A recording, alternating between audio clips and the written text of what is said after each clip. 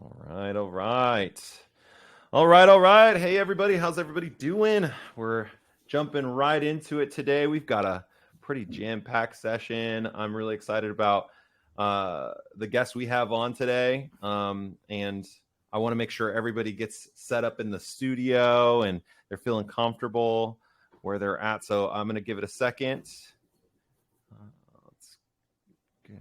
I want to get my stuff organized too. How about that? That would be good. Okay. So first and foremost, thank you everybody who is joining in today. First and foremost, everybody who's a part of the Recruiting with Dynamite newsletter.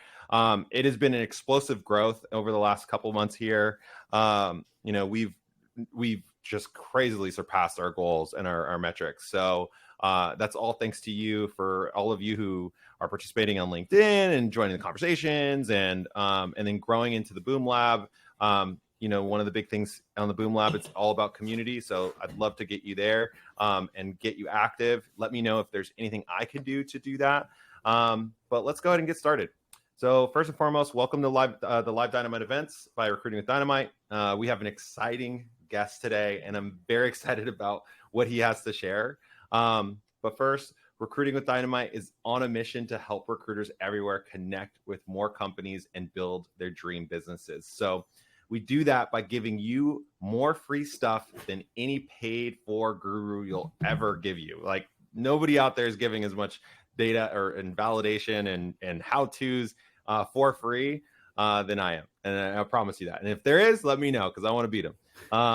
Some of you are new, and I want to be sure that you, again, drive you to the newsletter, drive you to the community. There's going to be courses there. So I want you guys to all get in there. Those courses are going to be free. Again, my biggest thing is to give you as much free content or as low cost content as I possibly can, and ensure that you guys are bettering this industry that I love so much. So for deeper one-on-one work, we can book a call, or you can reach out to people in the community. We have some amazing members, including our guest today, 7-figure billers out there, great agency owners, people who are really skilled at their craft.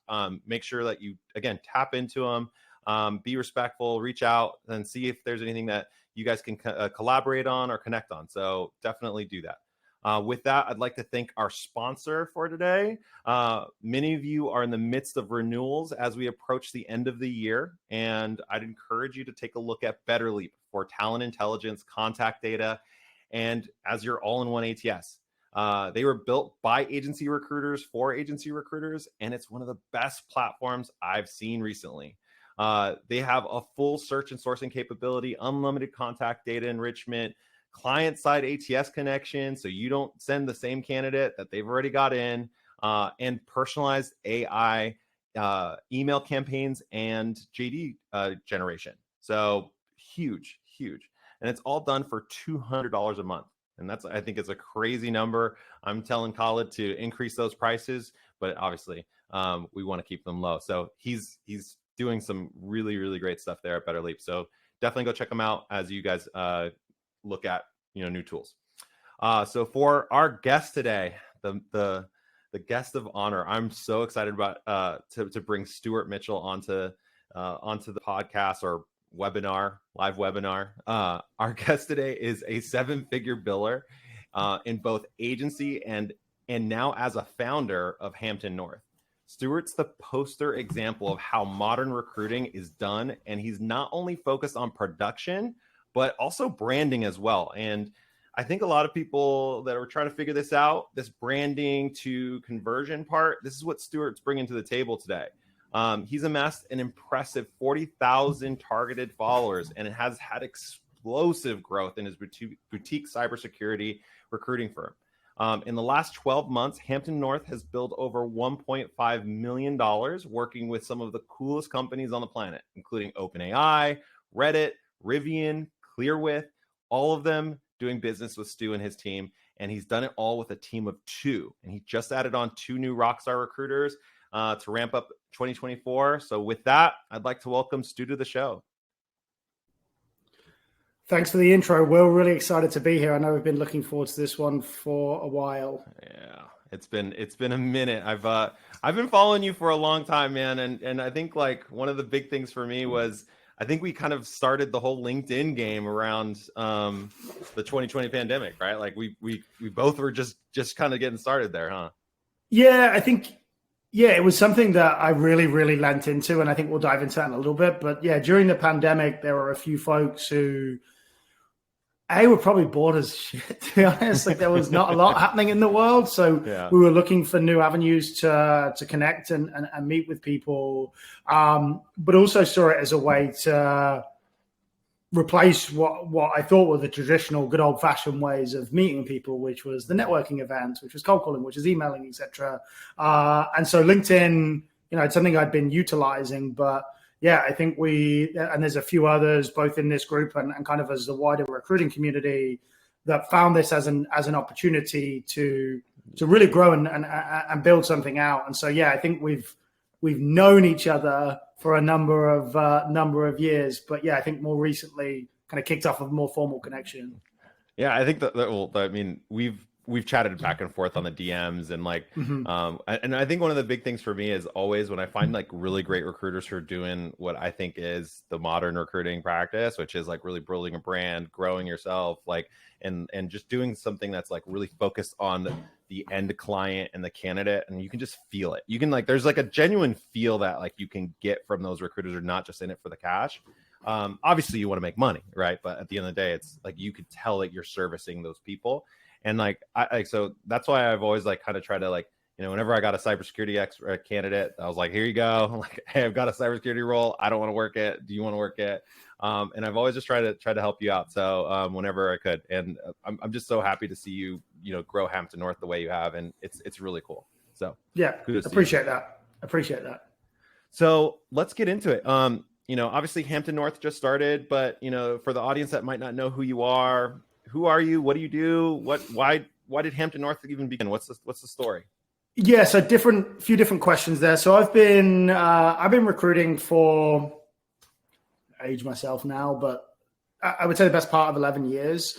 Moved to the US in 2014. So you'll notice I'm not from the US, given the accent. I think I was probably one of the earlier folks who made that jump from the UK to US. I think it's a path that's a little bit more frequently trodden. More recently, you see a lot of folks either incubating in the UK that you maybe are competing against, or folks who have recently moved out here. I moved here, to New York City in 2014. In my time in the US as an employee from 2014 through to 2022, I worked for two businesses. Enjoyed my time, both very different, which gave me unique perspectives. Spent some time in New York, lived in LA, lived in San Diego, loved it. Now live in Hartford County, which is not the recruitment capital of the world, I assure you that, but have a wonderful life with my family here. Reason I set up Hampton North, and I'm sure there's other folks that are the same here, is I saw a way to do things that I really appreciate. Like, I really don't speak to this huge, kill them with volume, ram product down their throat, 100 dials. This is the only way to prescribe recruitment, train recruitment. And I'm not necessarily saying the business that I exited was like that. But I really wanted to grow a team of high performers who understand and appreciate and respect their marketplace, versus, a business of maybes and market changes. And ultimately the plan for Hampton North is to monopolize the best cybersecurity recruiters. And I want to create a platform for recruiters who want to be treated like adults, who, we're a very outcomes focused businesses. Like, I understand that inputs are part of that and process is important. But I'm also a millennial, right? And I work with millennials and Gen Z, where like, I don't love being told to work between 8 and 6. I don't love to be prescribed shit. If I find a way for things to work, I'm going to lean into that and double down on that. Not to say that there's not different ways to do things. And what I like about Hampton North is, and why we've created it, is there is no one way to do recruitment. And I think when you work for a big business, they tell you, here's your prescription, take your medicine every day. This is how you do it. Rinse, repeat, trust the process. It will be okay.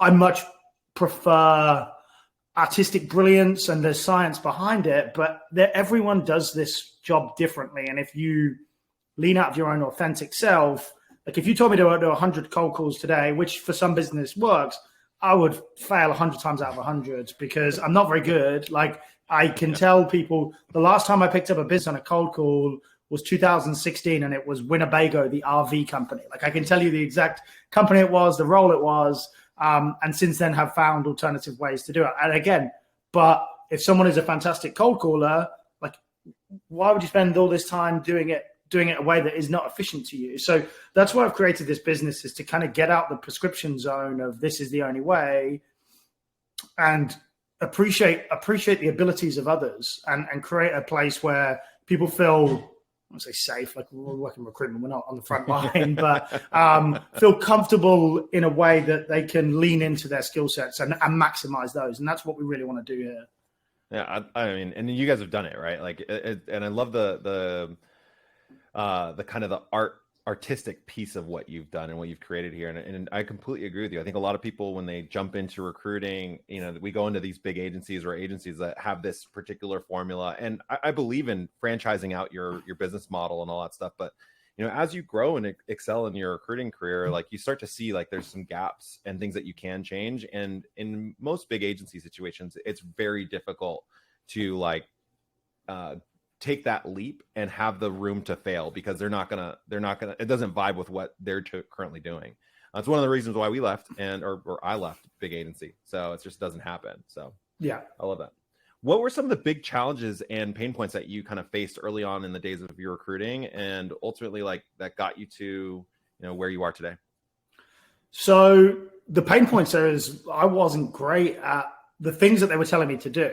Right. So I had a couple options, right? One, well, probably about three options. One was get out recruiting. And I think the first port was like, I don't know what else I'm going to do, so might as well stick with this. The second was just be miserable, right? Like keep making cold calls, maybe hit and miss, 100 specs, whatever. The third was just figure out, like, again, I'm a millennial. I love shortcuts. Like I love doing things in the easiest possible way. And I found ways to create interest either by like personal network. Hey, who do you know? Who can you help me out with?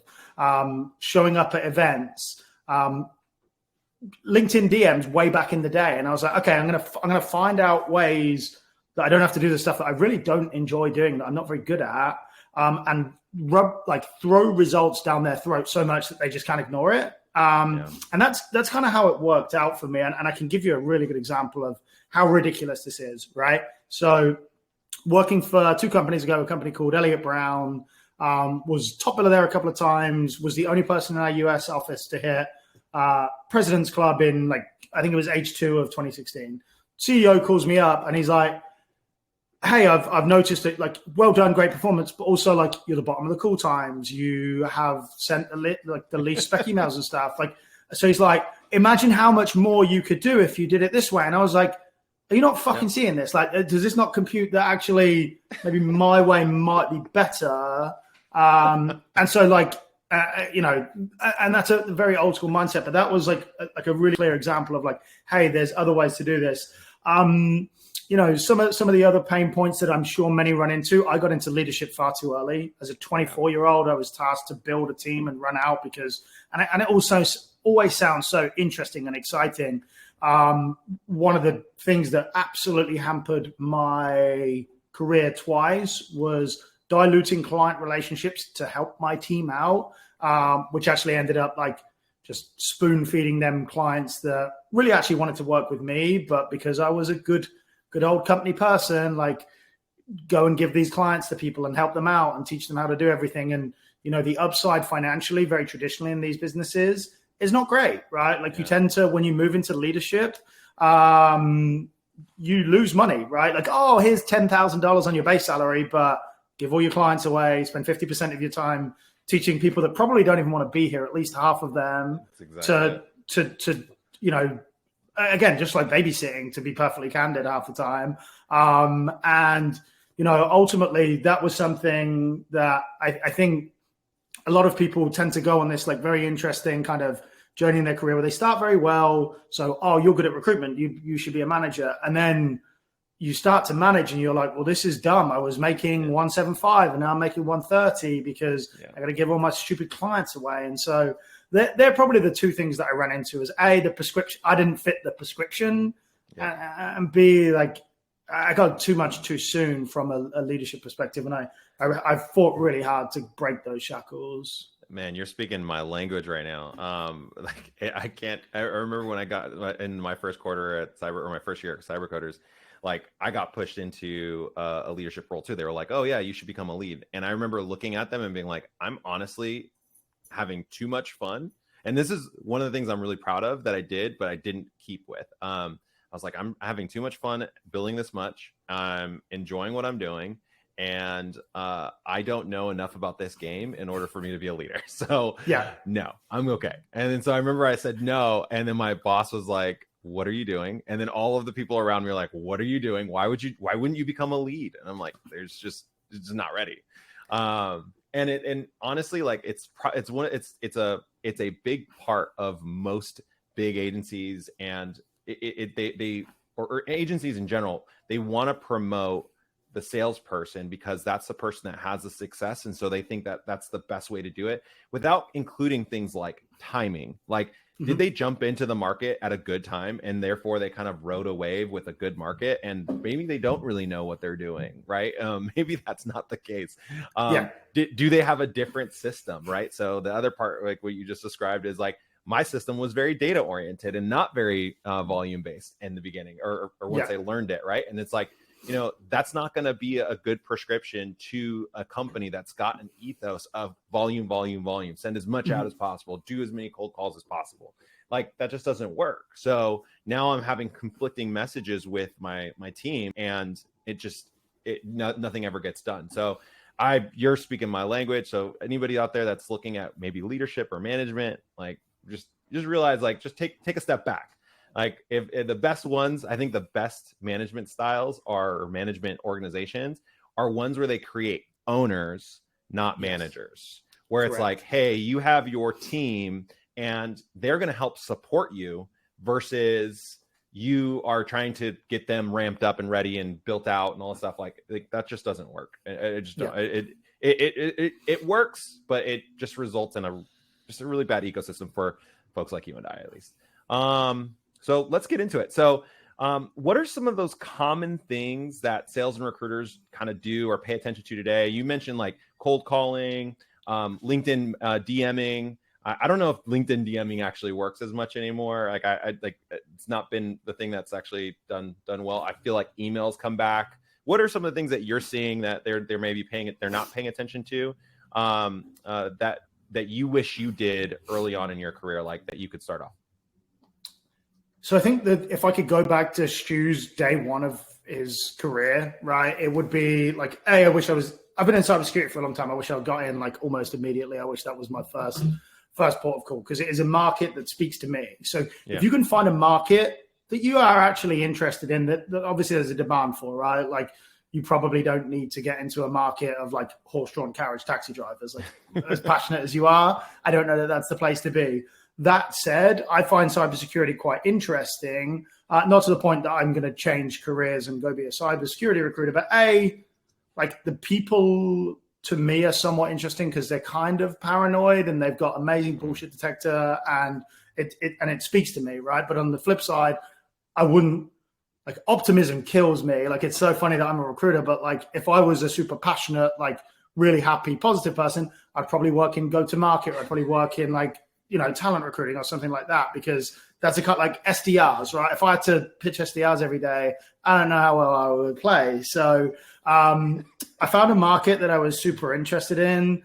And then I think every industry has its own different rules of engagement. And I think that's something to think about, is what works for some doesn't work for others. And I think that's why I'm very respected in the cybersecurity community, is I very quickly learned, okay, and there's ways to do this, right? Like, hey, you're pissed off that I'm calling you 5 times a day. how do you prefer, like, I'm learning at this, I'm new at this, because you can only be new for a little bit and then you get laughed at. But if you're new, like, hey, I'm new to this. Like, what is a respectful way for me to reach out to you?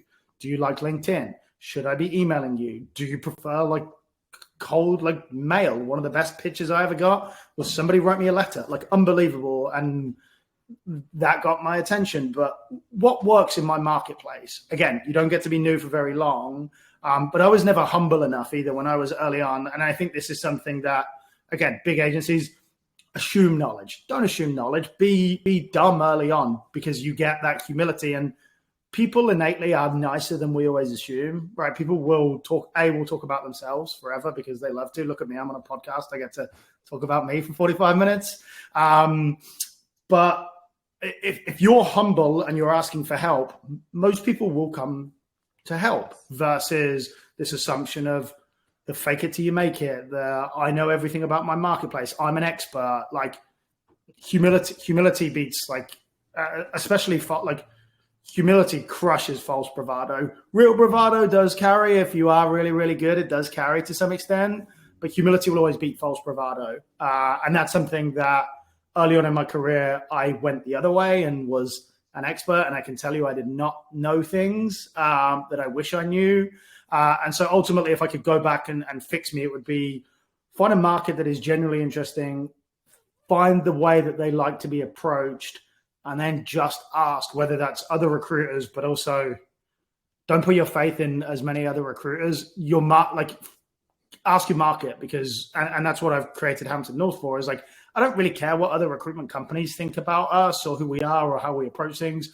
I genuinely only care about what, at least today, is the cybersecurity market think of us, whether we evolve that at some point. And that's why security is not in the name, is I'm sure we will. But I care more about the people that are spending money with us than the overall recruitment industry and the way that we're thought of there.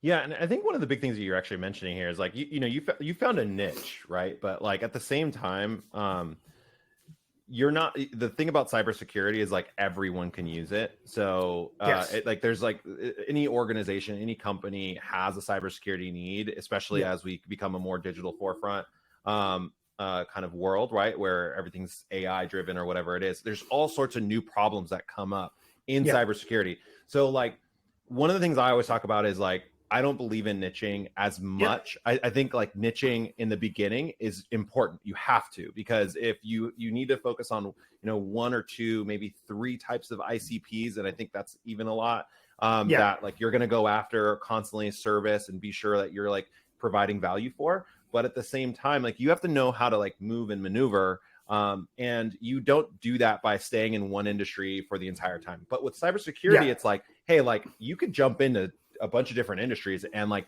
they all have their very unique, issue. And it's something that's constantly evolving, that's in a dire need. So it's like, so when you say that, like, niche, would you agree with that? Like how, or when people are looking at niching, like, do you think that that's something that, that they should do? So personally, yes, but not to a stubborn extent, right? Yes. Like I will tell you, like 2021 and 2022, like first half, printed money from tech companies, like didn't really work with anybody else, didn't really have any interest in working with anyone else. My ICP was, hey, you're an engineering first organization. You pay you hire remote security engineers who pay from 180 to 250. I will print money. I'll do this all day, every day for forever, right? Because that was the marketplace. 2022 comes around, things start to change. If I stuck with this rigid niche, I would probably have no people left in my company, right? Because these people stopped hiring because it didn't go very well. And so, all of a sudden it's like, okay, well, like you say, every company needs cybersecurity in the same way that every company has some look at data analytics or has some look at software engineering. Like the difference between Google's software engineering program and, Jim's manufacturing, very different, right? One's a 120K salary in an office every day in Ohio. One is Google, right? But you can be flexible enough. And we've worked with businesses this year that in 2021, candidly, probably wouldn't have partnered with. But the reality is we've been like the US government. I probably wouldn't have worked with the government in 2021. This year, like stable is sexy. They pay their bills and, people trust tech less this year. So I think there has to be some fluidity. There has to be, continue to learn, continue to speak the language. Don't be stubborn and die on a hill that no one cares if you do. And so I think like cybersecurity, like everyone thinks cybersecurity is this really tight niche, right? It's not. It's just like, it's like saying I work in tech, but like every business has it. Every business needs it, whether it's a dentist company or a digital forensics company, it doesn't matter. And so that's why, and again, like we've filled IT admin into cybersecurity orgs. We filled SREs into cybersecurity orgs. Like it's such a vast net that, and the reality is we're selling the dream in the process of Hampton North. We don't, we're not selling hey, we have a one-stop shop to fix this very, very small problem. And if this problem stops, we're obliterated. Yeah. And are you expanding on top of that too? Like you're going in and trying to find other roles as well within the organization, or are you just sticking with the security side? So traditionally, to open the door, security has been our way in. What we find is people appreciate the way that we operate and people like working with us. I hired somebody from Motion who is very well. She's more of a generalist tech recruiter that is very interested in Ruby. But she just kind of, it doesn't matter too much to her. She's a tech recruiter, right? And that's okay. And actually, like getting stronger in security. I mean, she's been in security for 6 or 7 months, and we've done a ton of money there too. But she kind of describes herself as like a generalist tech recruiter who will fill anything else. And so she's, companies that have appreciated our process have asked for more of us. And Ruby has been that answer. And I think that's something we'll continue to grow out is people appreciate the way that they work with us, how we approach them, how we treat them during the process. We get deals done, we get good candidates, and they want more. And we'll happily take more, that's for sure. So everybody's here for the real meat and potatoes, which is like this real awesome process. And we you've already kind of started to touch on it. So I think it's a good transition here. When did everything click for you in having this aha moment of like, I'm going to create a process that is not the typical one. And then also map it out and be able to replicate this over and over and over again. When was that aha moment for you? I've never mentioned this to anyone ever before, but I'm going to say that this process was created for me by somebody else who was my hiring manager at the time. So I did a very big project with a company called Clear. If you fly, you will know these guys. Well, we had to make 20 hires in a month. It ended up being about 6 weeks. We had to make 20 hires in a month. Like all on site in New York, cybersecurity. When they kicked it off, I was almost certain that it was BS. When someone's like, oh yeah, we need to hire 20 people, we'll bring you in. And, they looped me in, and this person created almost like a project management tool, right? Like we use the tool, we use publicly, I like to use Trello when I'm working with a client and we're working it almost on a project basis. You can call it Agile, Scrum, whatever. Like we move things through a process, and it's all there visible in front of you. And this hiring manager we worked with really closely, like we integrated our Slack channels. We used it almost like a project management tool where everybody could put notes in, have access, etc. And everything was right there laid out in front of us. And all of a sudden, like people were just getting hired, right? Like it would be a Friday, I'd be like, okay, we've got 5 offers out today. They're going through this process. And I was like, what? Like, okay. And then next week it'd be the same. We would talk we would do a stand-up call every day. We would review it from a project management perspective. And so now, like, rather than buried behind email and chase-up calls, etc., like everyone is integrated into the same platform where, we're all in the same, unified communications tool, whether it's Teams, whether it's Slack, and so everything integrates. You've probably, there's times as examples where you've seen clients and I have their email address to the point where they're like, cool, can you come in and set this up through Greenhouse for us? Like, just how can we get out the way? Because you know how to do this. And so when someone creates it for you, you sell the anecdotes with confidence, right? Like, hey, I've done this here. You're going to pay me a load of money. I promise you're going to pay me a load of money. Don't do anything. Like, just get out of the way and I'll take care of this for you. And people have trusted me to do that. It's tools they're familiar with. I'm not, and again, like we're creating a custom workflow right now where it's like, okay, you're onboarded as a client, which ATS tool are you in, or which ATS tool do we need to be attached to? Which which unified communications tool are we connecting to? Because non-responsive clients are what 99% of people are wasting their time with. Absolutely. Right? Like, how often is it like, yes, it's hard enough to get a client, right? Like, especially in this market, it's tougher to get clients. But imagine having a client where you can't get hold of them and they've told you this is the highest priority for them right now. They're bleeding, they're dying. And then all of a sudden it's like, hey, dude, I sent you this 2 days ago and you're not getting back to me. Whereas I can see you're online. Like, I can see that green link on Slack, or I can see that you've checked on this profile. Like, what's the problem? Like, what's wrong here? And if we have this problem a couple of times, I'm out. And I think you've had a lot of confident recruiters on the podcast already. Not everyone can get away with saying that because not everyone actually believes that they will walk away. Yep. But especially as an agency owner, right, I make $0 a year unless I do a good job. So if a business is happy to waste my time, it's either time that I could be getting good business or time my kid and my wife. And A, I would like money, and B, I like spending time with my family. And if you're wasting my time, you're literally taking either of those away from me. And I'm not happy about that. So, again, I set up this very consistent workflow that is super simplistic. And I will tell you that if a client won't commit to that early on, and I get they have their own processes and you have to integrate with that for sure. But if a client can't commit to once a week, twice a week update calls, they can't commit to your unified communications channel, they can't commit to a Trello board or, some form of that, they're not going to spend any money with you. Like you're a resume factory. And again, like, particularly if you're a bigger agency, like you may feel great that you hit your KPIs for this week, but the biggest KPI we will care about is the output, right? Like how many deals do we do? What revenue did we generate? Like if you really care about pulling a job, even though you're not going to fill it, or, oh, it's a job with these guys. Yeah. Every 15 roles will land one. It's like, what's the point, right? Just spend your time better. And I think that's, time is the only actual resource that most agency recruiters have and are selling realistically. And if you're happy to light it on fire with a crap process or a really loose kind of feedback cycle with your clients, you're just wasting your time. And just be honest with them in the front end too. Like, and it goes to on both the candidate and the client side. I truly believe that. Like on the client side, I'm like, I'm very clear about what our process is, how we do business, and if you can't abide by that, then we're not the right fit, and that's okay. Yeah, right. And just be okay with walking away with them. And then they might be like, oh, well, we'll give you 25%. No, it doesn't matter. Like, I don't really care about that. You'd have to pay me a stupid amount of money because I'm losing money if I continue to do this. Right.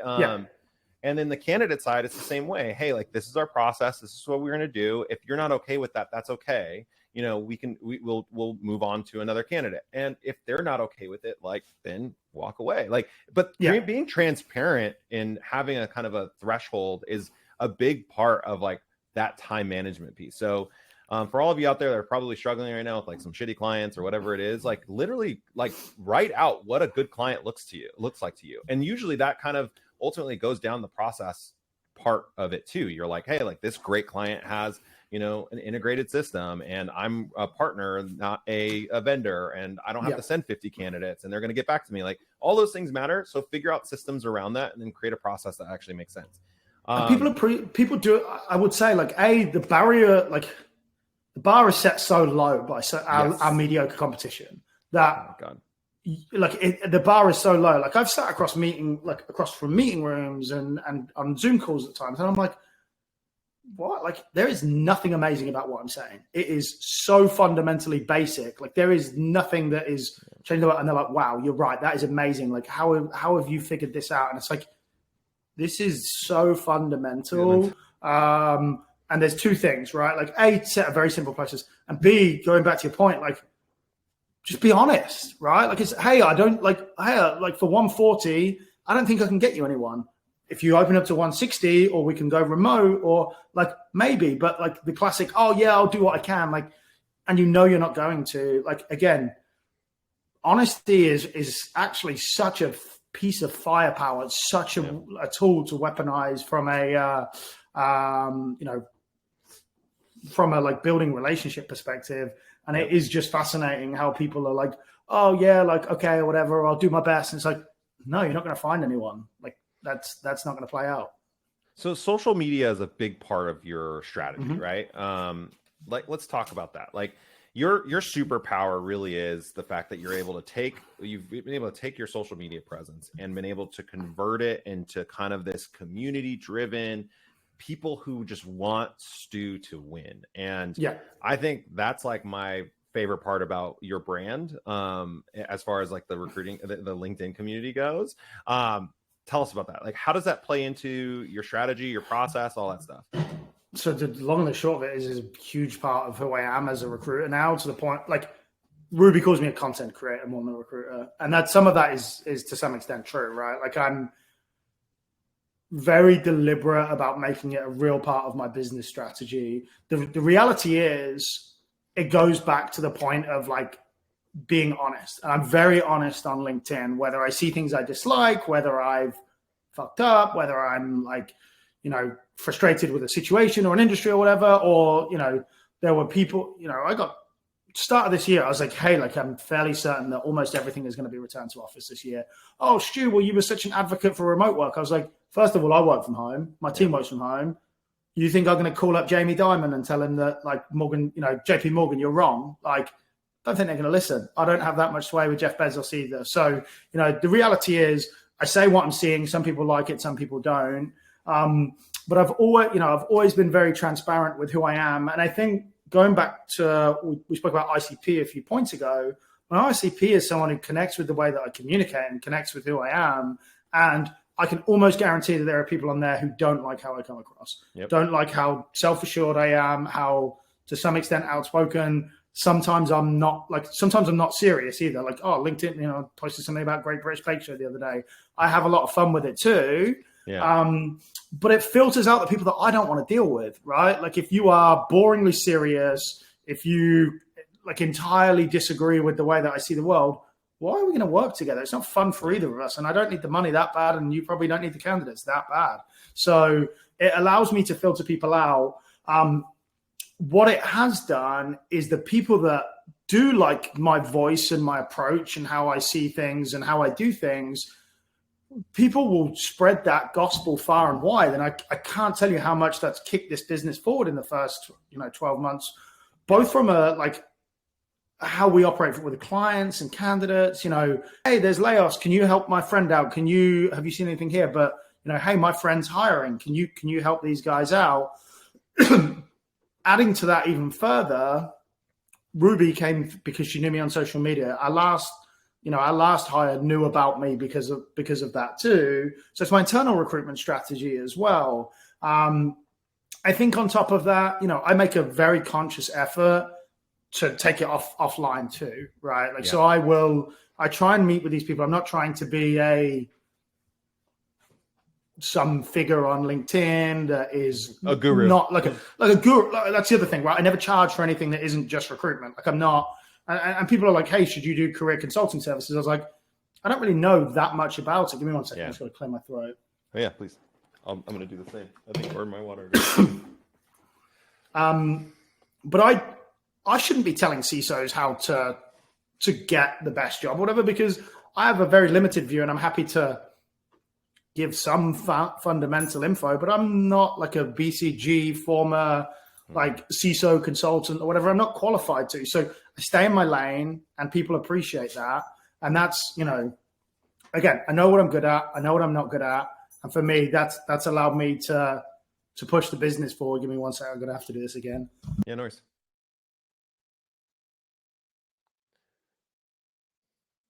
Right, I'm back. No, I mean, that's really good. Yeah. I think that's a fantastic point. I mean, like, so going into that ICP part and like understanding your target client, like we have a whole strategy around it at Recruiting with Dynamite. The companies that we consult and the recruiting owners that we consult is like, we really dive down, like who's like, what's the business that you would love to work like, right? Like what's the thing that you would like be excited about working with every day, but then also the type of people you'd want to work with every day.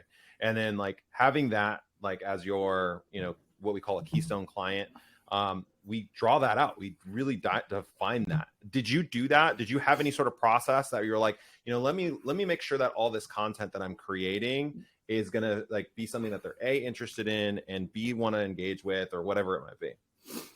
So I think it's more about who I'm speaking to. One of our biggest client in Q3 was a restaurant chain, right? Mhm. That's not, because I completely agreed with the leadership, how they look at hiring, what they're paying people, and how they approach it. And the CISO and I see the world through the same lens. So for me, it's less about the client themselves. Like, I'm not looking at Google going, wow, I love the way they tackle engineering and their maps function is great.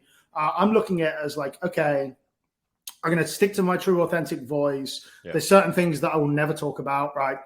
Race, politics, sexuality, whatever, because everyone, that's just not like, they're not conversations to build any fundamental business relationships on or whatever, right? Like, for me, that's let's leave that at the door. But what I see from an economy perspective, what I see from a hiring perspective, like, I'm happy to share that and have a true voice.